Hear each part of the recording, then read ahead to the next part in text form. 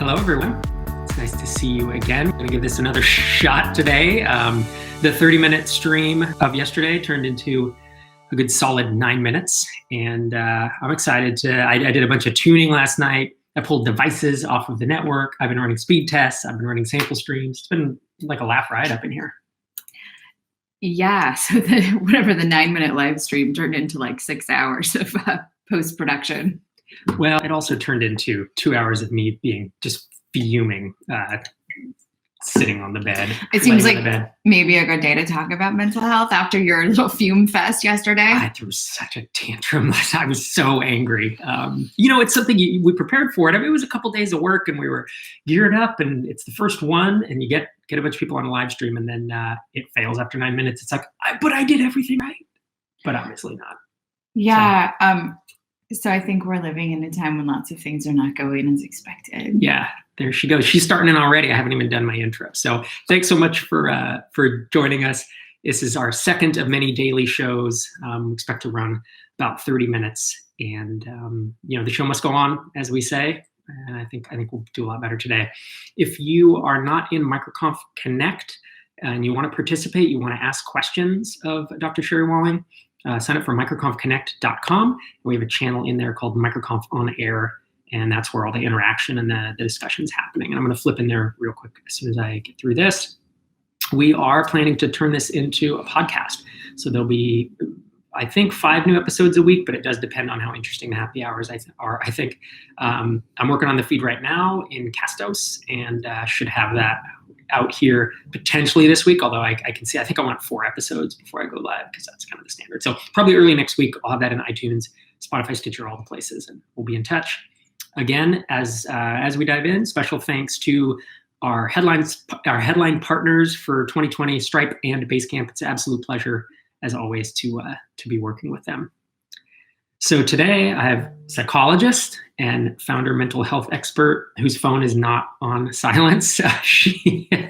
It's Dr. Sherry Walling.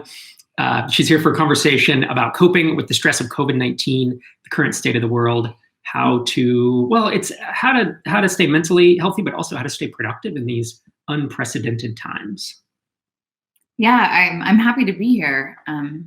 Actually, maybe especially after your meltdown yesterday, it feels like maybe we should talk about this directly. I also am aware of the caveat of like, you only make the podcast if you're very interesting. So no pressure. In all seriousness, though, I think, the language that I would use to describe what a lot of us are experiencing right now is mental load. There's extra things that are just floating around in our heads that are to-do lists, that are fears, that are worries, that are expectations that we may be placing on ourselves or other people. And it's quite burdensome. There's a lot of heaviness that I think is just around us in culture right now, alongside a lot of uncertainty. So I think a conversation about stress management and keeping your relationships as healthy as they can be is timely.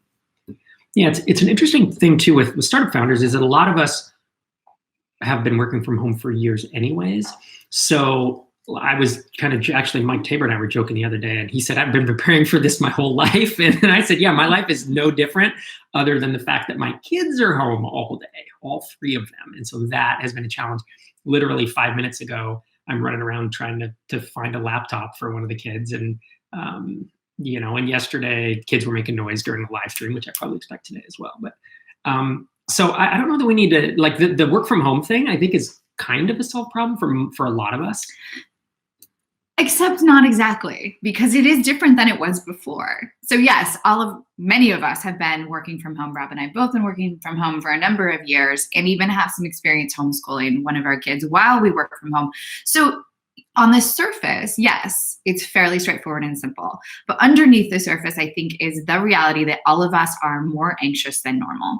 And all of us have many more unknowns than normal. And that does shape how we work from home. It shapes our productivity. It shapes our irritability.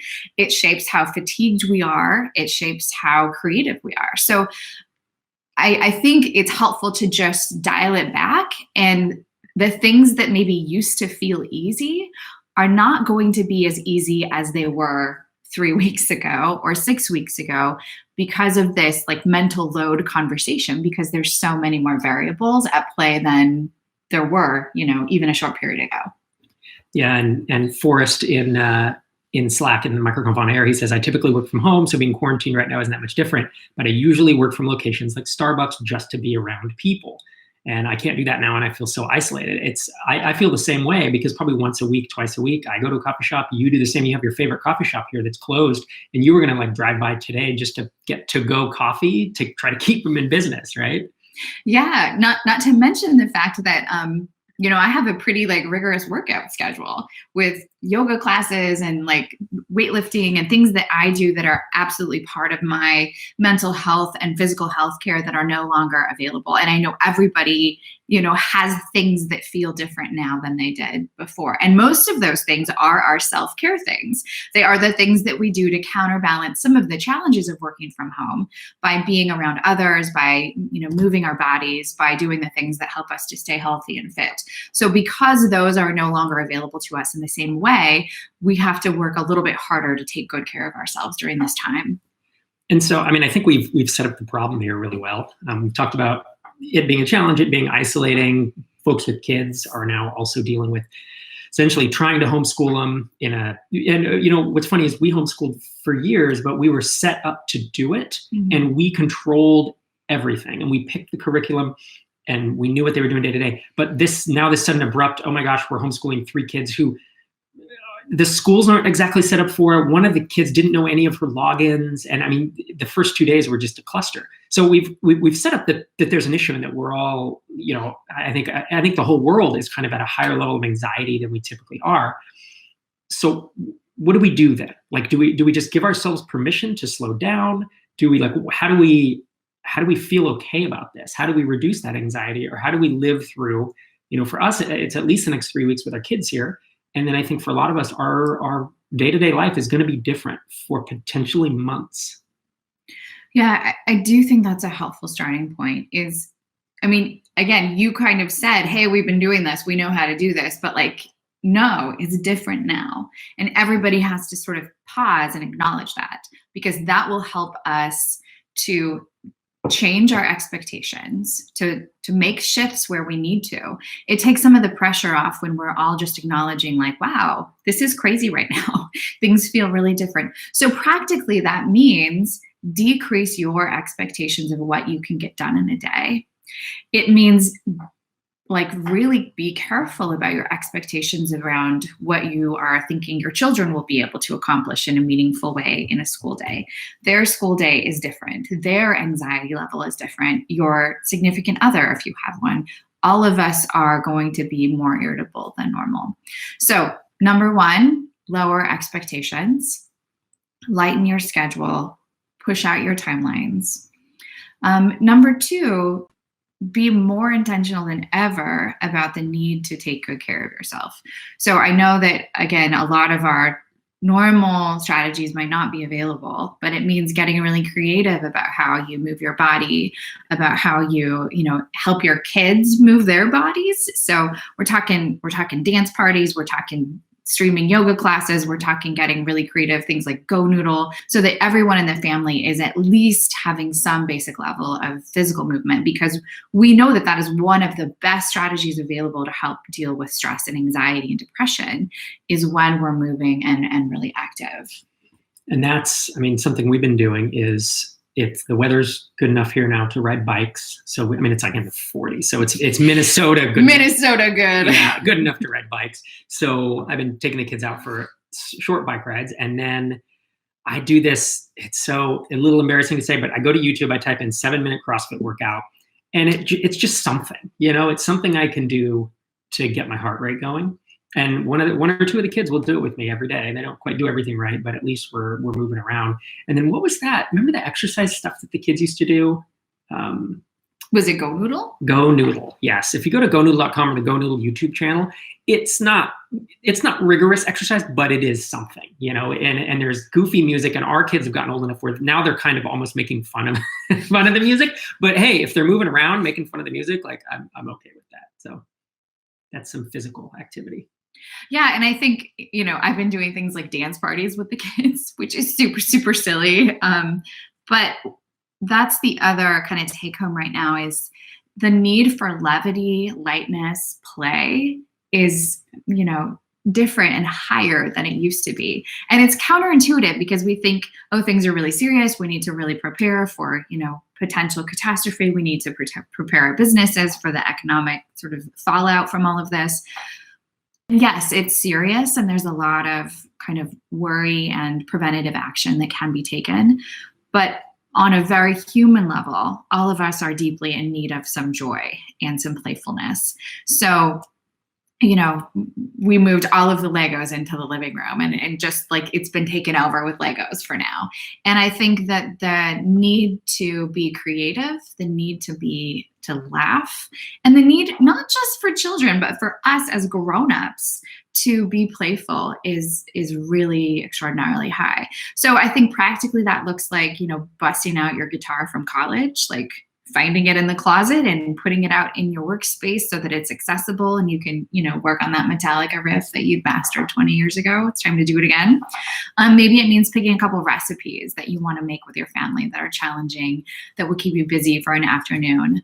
Maybe it means working on your handstands if you're a yoga person, but picking a couple things that are playful, that can almost be like a go-to project during quarantine, that do bring you some joy and some lightness as a counterbalance to how heavy everything else can feel right now.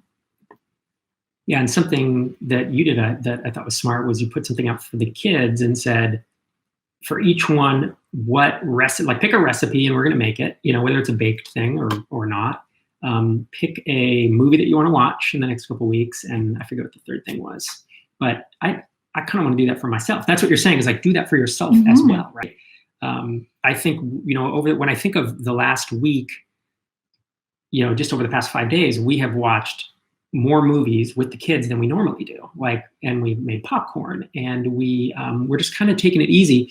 I think that giving yourself permission to not need to be pedal to the metal and to be to be as productive as makes you happy, but like not forcing it, because like Einar, my co-founder of Tiny Seed, this, but for streamers, I know Einar. But he just said on a call the other day, he was like, if you need to take a day off or half a day off, or just kind of don't work full time right now for a week, just do that. Like, we're okay, And I think, I even think like in at least 2 nights in the past 4, I have ordered dinner out, right? I've ordered delivery through Uber Eats or Bite Squad. And I did that for 2 reasons. 1, because I don't think you and I felt like cooking. 2, it's kind of a nice treat to end the day. And 3, I did it from local businesses, right? Mm-hmm. I did not do it from chains, and I kind of want to help keep these businesses in business right now. So obviously you can't do that every night. It's not the most healthy thing. It's expensive, on and on. But I have been giving myself permission to kind of chill out a little bit and just, we need some type of pressure valve, right? Pressure release valve. Yeah, thinking about like the length of the workday too.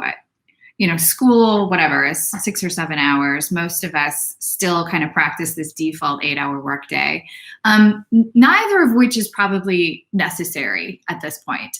I think this is a great time, if you haven't done so already, to look at Cal Newport's work around deep work. Most of us can do most of what we need to do in a focused 4 hours.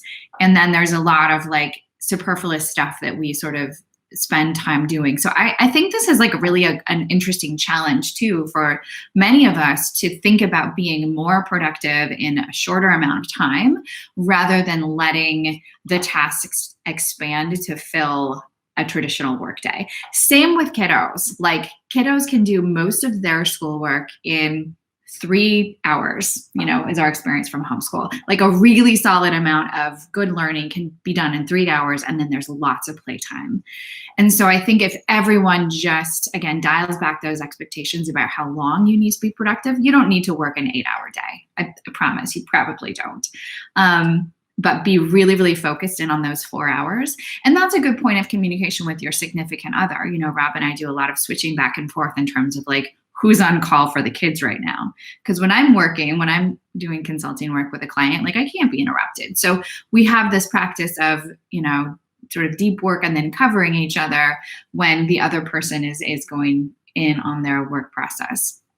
So again, dialing back the hours that you think you need to be butts in seats to be working effectively, and realizing that probably most of what you need to get done can be done in a shorter period of time if you're more focused.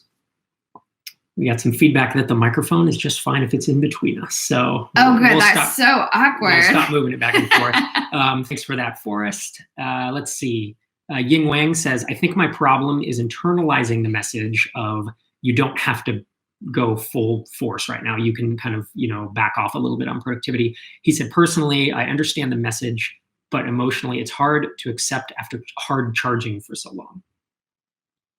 Which is where you can be intentional about how you fill that time. So whether it's picking up a play practice, or whether it's even observing the people around you who might be in need of more help. I know I've been spending like a lot of time on the phone with my mother, texting friends whose businesses I know are more significantly impacted than mine. It can be a time to use some of that extra time to really pay more attention to what's going on in the world around you. And I don't mean be on Facebook or read the news, but kind of make a list in your head of the people in your life who might be more lonely or isolated, who might be more stressed or more financially vulnerable. Kind of think about who needs what and see what you might be able to offer, either in terms of practical help or just the social, emotional, hey, let's hop on Zoom and chill out for a little while. That can fill some time too. Yeah, while producer Xander in MicroConf Connect said, Connect folks, what are some things that y'all are trying to do that focus on joy right now? Ying Wang says, I sing along to Spotify. We have doing more journaling. We have the song I Don't Care by Ed Sheeran and Justin Bieber. Tracy Osborne from Tiny C MicroConf, she says, so much cooking to fill my freezer, satisfies my hoarding instincts, gives me hours in the kitchen, being creative. And that's a good one, actually. When I have cooked this week, I've really gotten into it and enjoyed it. Let's see, we're playing board games. We've been doing a lot of that, actually. Ooh, and pool, that's cool. Routine exercise, Bible reading, work. I actually have broken out because I have a stash of like board games that are brand new that I never showed the kids. Stash is a really generous term. Hoard? Like a warehouse? A warehouse stuff. So I don't open any cupboard in our house because you'll get killed by a board game. I have this problem, and it's called Kickstarter. And I have backed. I'm glad we're talking about I believe this. 200. This is MicroConf. This is an intervention. Yeah. All right. Indulging in chocolate. I actually got some chocolate when I went to the store this morning. So. Xander says, I took Pandemic. Oh yeah, that board game Pandemic on a cruise back in October. Feels so wrong these days. But see, in Pandemic, you're fighting against, you're trying to cure it. So I actually think you're on the right side. It's Plague, which is the one where you're the disease that I think is, a little rough these days. Question from YouTube from Josh Manders. What do you do when you're burnt out and spinning gears, but can't really take a break because I just started a new job? And before you think about that for a second, if you have any other questions, feel free to throw them into the Slack preferred, or if you're watching the YouTube stream, you can do it, and producer Xander will bring him into Slack. So what do you think about that? He's started a new job, wants to make a good impression, but he's like most of us, a little stressed. He's maybe burned out and spinning gears, as he said. Yeah, I might challenge the assumption that you can't take a break at all, because if you're spinning gears, you're probably not working super efficiently. So maybe it's possible to give yourself a little bit of here but not here time where you are resting mentally and emotionally, but because you're well rested, you're then able to get your work done faster. I also think that there's practically a lot of employers are, I think, increasingly understanding that people's work schedules and work lives are shifting a little bit, especially as people are working from home. So it might be actually more fine than you realize to say to someone, I am burnt out, or I have all of these other responsibilities that are taking a toll on me right now. I need to, adjust my schedule to take 4 hours off on a Friday. I'm hopeful that if nothing else, we're learning as a collective that we can be more gracious with each other. So it might be more okay to take the help or ask for the help that you need than you realize. All right, checking back in with Slack. 1,000-piece puzzle from Tony, and John Hart said, we've been riding bikes and hiking with the kids. I love the puzzle idea, though. Yeah, we do have a luxury. I mean, hopefully, if you're able to get out, that a friend of mine had said that some people where he lived were like literally keeping their kids indoors. But I don't personally think that makes a ton of sense. Like, we live across the street from a lake, and like, it just don't be around. Right. I think if you're in like a high density urban environment, then you have different restrictions or expectations than we do here in Minnesota. Right. So if you're able to get, I think that's a big thing. It's like, don't stay indoors at this time, right? Get out and do some activity. I think it's really important to be openly talking amongst the grownups and amongst the kids about how it feels different. I know all of our children have been more stressed than normal, and to give them some language for, hey, even though it's frankly in some ways kind of fun that you're staying home from school, the change in the schedule is different, and that brings with it a little bit of stress for everybody. So calling it what it is, really talking about emotion language with kids helps them to be able to express themselves when they're feeling off but don't necessarily know why.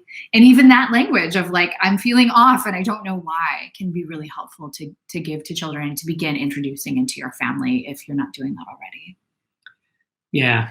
And I think, and even if you don't have kids, I think I have absolutely noticed in myself that I have a shorter fuse.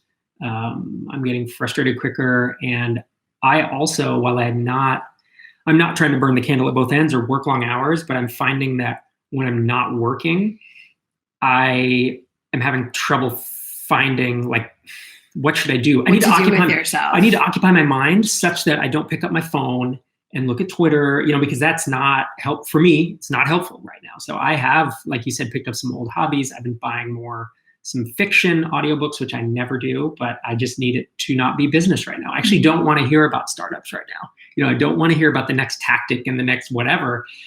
I kind of need to de-work, which is unusual for me because typically I just think and do a lot of work, even when I'm not working. So yeah, all of us need a little bit of a brain break more often than we used to. Yeah. Cool. Anything else? I know you've been called on more webinars this week than like any week in the past year. And it's because of this, right? People are like, I want you to come on and like calm down my people. What do you do? Any other kind of common things, whether it's advice or whether it's a framework to think about this? Common things you've been saying. Yeah. Let me think. Especially for entrepreneurs, for the folks in the MicroConf crew, I'll put myself in this club, we are all pretty used to being able to control a number of aspects of our lives. We've taken on the responsibility, right, of maintaining control of a number of aspects of our lives. And so this disruption in what's controllable on this global scale is really uncomfortable to a lot of us. And I think one counterbalance to that is picking a couple shorter term things that you can control. So maybe that's your play project. Maybe that's your cooking project. Or maybe it is a smaller, very sort of time limited, finite project that you can accomplish in a 4-hour block. That kind of, I set out to solve a problem and I solved it in one day. That kind of completion feels really, really good in our brains right now, especially because there's so many things that we just can't do very much about. So I would ease off the pressure to be strategic about being able to pivot and adjust to new, challenges in the market or whatever. Like, just keep it very simple and find a few things that you can meaningfully do that help to move your business forward and maintain your business. Find a few things that you can meaningfully do that help you feel, good and grounded in your own mind and in your own family. And, focus on what is directly controllable to you. Very nice. And we have another question from Andy W. in MicroConf on air. Question is, any advice for helping older family members cope? We had a heck of a time convincing parents to take matters seriously and take appropriate precautions. We had to balance waking them up with not scaring them too much, and it took every ounce of our patience. Now we are trying to manage keeping them active while they are cut off from their activities and social groups. So we all have, or a lot of us have aging parents that may or may not take this seriously. Yeah, this is relevant for both of us. Maybe take it too seriously, maybe not take it seriously enough. We're all across the spectrum. Yeah. I had this whole long conversation with my mother, and she refused to stop going out until the governor of California ordered everybody who's 65 and older to sort of shelter in place. Yeah. So, yeah, I think it is a time for really open conversation. It's also a time to up the level of FaceTime or phone calls, more support. The mail is still going. You can send cards. You can send, magazines and puzzles. You can even do a couple of projects over FaceTime, depending on how, tech accessible or tech savvy your parents are. So I think for our families, it's meant just more contact, more checking in, more expressions of love and support, while also saying, hey, thanks, Mom. I'm super glad you're staying home. It helps me to sleep well at night. So open conversation with a lot of emotional connection. Yeah, and you've been doing a good job of at least once a day, you get someone in the family to FaceTime your mom, right? One of the kids or you or something. And I think that's, like, we live in an amazing age to be able to do video chat, for free in essence. And this is the time when I think it's, yeah, my mom may not like it that much, but I hand the kids my phone and say, hey, FaceTime grandma while you practice your cello or something. And yeah. So I think it's connection, right? All right, we're heading towards time, but Ken Wallace had a question. He says, hypothetically, asking for a friend. I like that. He says, question, any tips for folks working from home with a healthcare worker spouse who must work outside of the home? For context, you're worried all the time they're gone. And conversely, you're worried what they might bring home to you and the kids. Also, you're unsure how to support them as they come home with stresses and fears and insecurities of their own, and frankly, health-related information that may inadvertently add stress, like things that are happening on the front lines. So again, I have a lot of empathy, Ken, for this situation. I know lots of families that are in this situation with healthcare professionals in the family.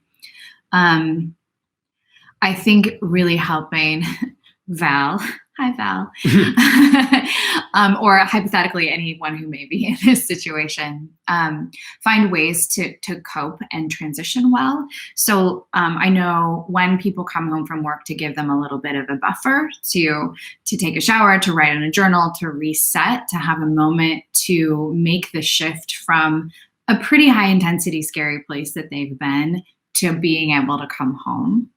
And unfortunately, if you're the spouse who's working from home, that is, there's no way around it just being a lot of burden on you to be able to manage what's happening at home, but then also try to support your spouse.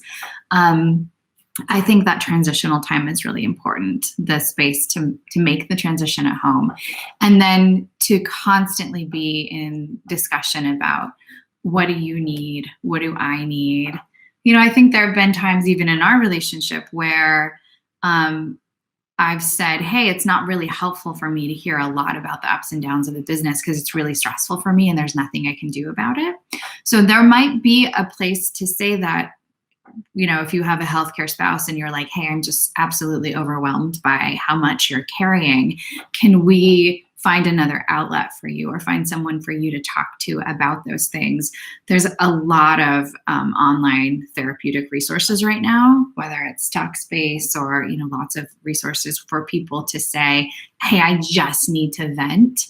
And maybe not to the spouse who's working from home. So I have a lot of empathy for the situation, and I think it's probably going to get worse before it gets better.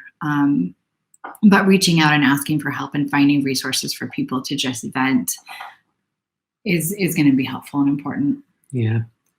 Ken had a follow-up. We're running short on time, but you think you have a lightning round answer for this. He says, any advice on how to have a discussion with our kids of varying ages as they have questions surrounding what's going on and why we're hunkered down at home, what the risks are, et cetera, for example? We've had so many conversations about death that we otherwise do not have. I think this is a really nice time to have a conversation about how we all band together to protect people who are most vulnerable. I mean, thankfully, in our conversations with children, we can be upfront about the fact that kids aren't really getting super sick from coronavirus right now. So what is being asked of us is to stay home so that we don't spread the virus to grandma and grandpa. And I think, kids generally, can get behind that they've got a mission and we need their help in accomplishing the mission. So you don't have to go to the sort of death conversation, but we can go to the conversation of we want to help prevent the likelihood that grandma and grandpa are going to get sick. So we're going to take these actions so the virus stops dead in its tracks. All right, we are at time, and I want to be mindful of your time every day as we do this. Thank you so much for showing up. And thank you, Dr. Walling, for taking 30 minutes out of your day. I'll send you a bill. I know you will. So join me tomorrow. I'm going to be in a different location, so hopefully the Wi-Fi there holds up. And it's going to be 5 p.m. Central, so 5 hours later, because it's going to be remote happy hour. Mike Tabor has graciously agreed to join me, co-founder of MicroConf, co-host emeritus of Startups for the Rest of Us. And we're going to sip a little whiskey and just have some conversations about fun stuff. It's going to be pretty low key. So we didn't want to do that one at noon, because drinking at noon, that would be a problem. So no judgment. Watch your alcohol intake under quarantine. Yeah. So anyways, thanks again, everyone, for joining us.